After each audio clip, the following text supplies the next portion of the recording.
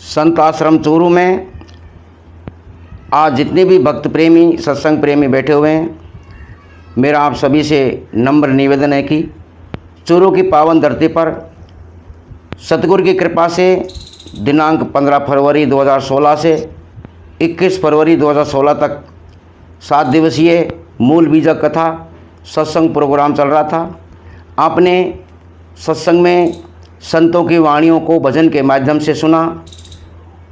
सतगुरु रविदास जी महाराज की वाणियों में, सतगुरु कबीर साहब की वाणियों में बहुत प्रेम रस भरा हुआ है। उन्होंने पाखंडवाद, ब्राह्मणवाद और मनुवाद को ख़त्म करने में बहुत अच्छा सहयोग किया। उन्होंने अपने प्रकांड ज्ञान से पाखंडवाद पर अच्छा प्रहार किया। सतगुरु रविदास जी महाराज, सतगुरु कबीर साहब, ये दोनों प्रकांड ज्ञानी थे। इनको मैं कोटि कोटि नमन करता हूँ। अब प्रोग्राम पूर्ण होने जा रहा है। मैं सभी सत्संग प्रेमियों से, सभी माता बहनों से निवेदन करता हूँ कि शांति बनाए रखें। अब मैं हमारे देश के महान भारतीय संविधान को बनाने वाले महान ज्ञानी और अच्छे विचारधारे, अच्छा विचार वाले महामनुष्य के बारे में, महापुरुष के बारे में 2 शब्द बोलना चाहता हूँ, 2 पंक्तियाँ बोलना चाहता हूँ। उनमें अगर कोई मेरे से भूल चूक हो तो मुझे माफ़ करें। मैं आपका ज़्यादा समय नहीं लूँगा और सभी भक्त प्रेमी सत्संग प्रेमी शांति बनाए रखें और बाबा साहब के बारे में 2 शब्द सुने। बाबा साहब ने कहा था कि ब्राह्मणवाद दलित अछूतों का विरोधी है, इसलिए पूंजीवादी सभी मजदूरों का डॉक्टर भीमराव अम्बेडकर ब्राह्मणवाद पूंजीवाद के समान रूप से विरोधी थे। उन्होंने 1936 में चुनाव लड़ने के लिए स्वतंत्र मजदूर दल यानी इंडिपेंडेंट लेबर पार्टी की स्थापना की। बम्बई काउंसिल में 175 सीटें थी, जिनमें 15 दलितों के लिए सुरक्षित थी। स्वतंत्र मजदूर दल के 17 उम्मीदवार चुनाव दंगल में उतरे। 17 फरवरी 1937 को चुनाव हुआ और स्वतंत्र मजदूर दल के 17 में से 15 उम्मीदवार चुने गए। साथियों, दलितों के लिए सुरक्षित 15 सीटों में से कांग्रेस के हाथ लगी केवल 2 सीटें। महाराष्ट्र की आंख खुल गई। लोगों ने जाना और माना कि डॉक्टर अम्बेडकर केवल दलित अछूतों के ही नेता नहीं हैं, बल्कि मजदूर वर्ग के भी नेता हैं। 19 जुलाई 1937 के दिन बम्बई में कांग्रेस का मंत्रिमंडल बना। एक सरकारी बिल में ये सिफारिश की गई कि दलित अछूतों को हरिजन कहा जाए, मानो उससे कोई समस्या हल होने वाली थी। दादा साहब गायकवाड़ ने इसका डटकर विरोध किया। उन्होंने कहा, यदि आप अछूतों को हरिजन कहेंगे तो जो लोग आज तक उन्हें अछूत समझते चले आए हैं, अभी भी समझते हैं, उन्हें क्या कहेंगे। तो साथियों, दलित अछूत समाज के विरोधी के बावजूद सवर्णी हिंदुओं ने अपने बहुमत के बल पर हरिजन शब्द अछूतों के सिर मढ़ दिया। सवर्णी हिंदुओं द्वारा दलित अछूत समाज को हरिजन कहकर पुकारना पाखंड की पराकाष्ठा है। तो मेरे साथियों, जैसे उत्तर भारत में बेगार की प्रथा रही, वैसे ही महाराष्ट्र में वतनधारी की प्रथा थी।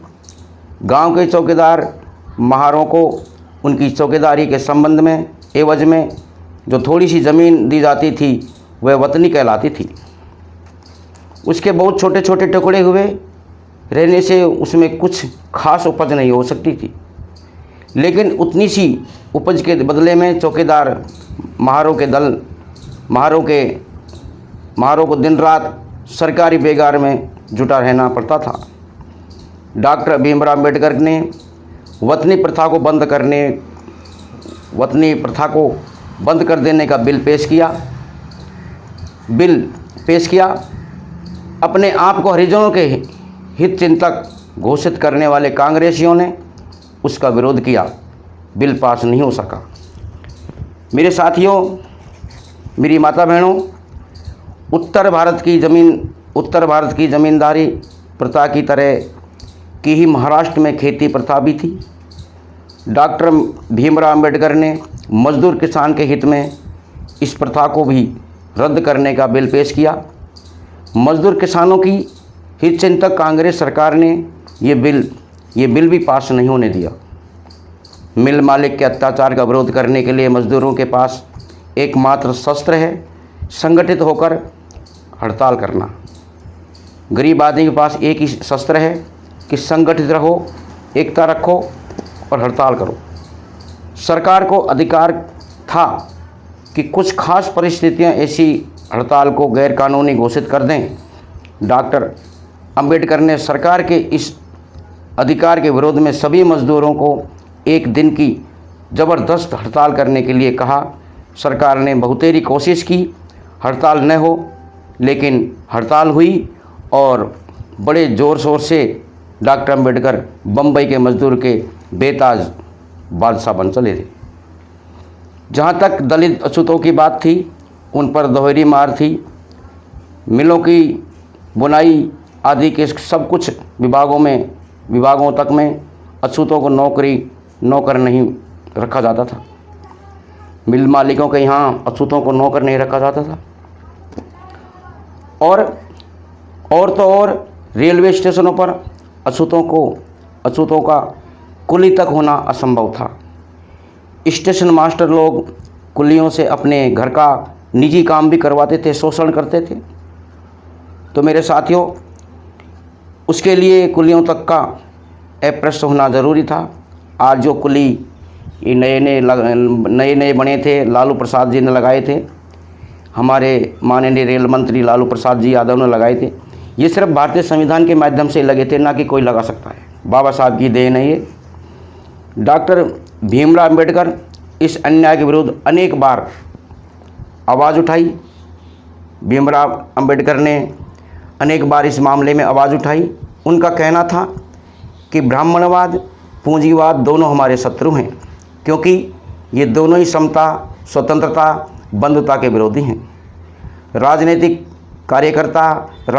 कार्यक्रम पर जोर देते थे, जैसे लोकमान्य तिलक आदि। मेरे साथियों, सामाजिक कार्यकर्ता समाज सुधार पर जोर देते थे, जैसे रानाडे आदि। इसी प्रकार कम्युनिस्ट कार्यकर्ता भी केवल आर्थिक क्रांतियों को सभी क्रांतियों का मूल मानते चले आ रहे हैं। डॉक्टर भीमराव अंबेडकर उनमें से किसी भी एकांगी दृष्टिकोण के समर्थक नहीं थे। वह समाज में चतुर्मुखी क्रांति एक साथ हुई देखना चाहते थे। भारत की विशिष्ट परिस्थिति सामाजिक क्रांति को प्रथम स्थान देना चाहते थे। उनका ऐसा समझना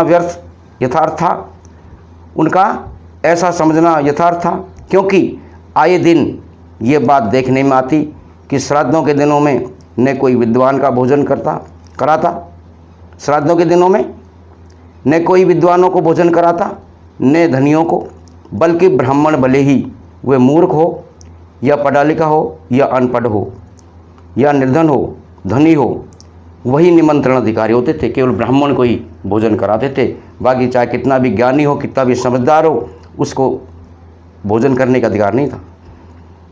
गांधी जी डॉक्टर अंबेडकर को तो अपने सवर्णी हिंदू भाइयों के बहुमत के बल पर दबाते जाते थे, लेकिन जिन्ना साहब के सामने, एक जिन्ना नाम के साहब थे, जिन्ना साहब के सामने अधिकाधिक झुकते चले जाते थे। उधर जिन्ना की मांगें बढ़ते बढ़ते पाकिस्तान की मांग तक पहुंच गई। साथियों, गांधी जी जिन्ना को संतुष्ट करने के लिए सेवाग्राम से बम्बई भी ले गए, लेकिन जिन्ना ने उनकी एक बात नहीं मानी। जिस समय पाकिस्तान के बारे में भिन्न भिन्न परस्पर विरोधी मत तक व्यक्त किए जाते थे, डॉक्टर अंबेडकर ने पाकिस्तान के बारे में विचार नामक प्रसिद्ध ग्रंथ लिखकर बहुत से कुहा से दूर किया। उनका मत था कि पाकिस्तान का वन बन जाना भारत और हिंदुओं के हित में था। साथियों, क्योंकि जैसे स्थिति थी वैसी वृत्ति थी, हिंदुओं तथा मुसलमानों के साथ रह सकने की संभावना नहीं थी। डॉक्टर अंबेडकर ने वादियों को अदले बदली की भी बात कही। बिना आबादी के पूर्ण बदले के पाकिस्तान को घोषणा की गई, इसलिए इतना अधिक खून खराब हुआ। 14 अप्रैल 1942 को स्वतंत्र मजदूर दल ने बम्बई में डॉक्टर अंबेडकर का 50वां जन्मदिन मनाया था। उस उत्सव में अनेक सवर्णीय हिंदू भी वक्ताओं, श्रोताओं हैसियत शामिल हुए।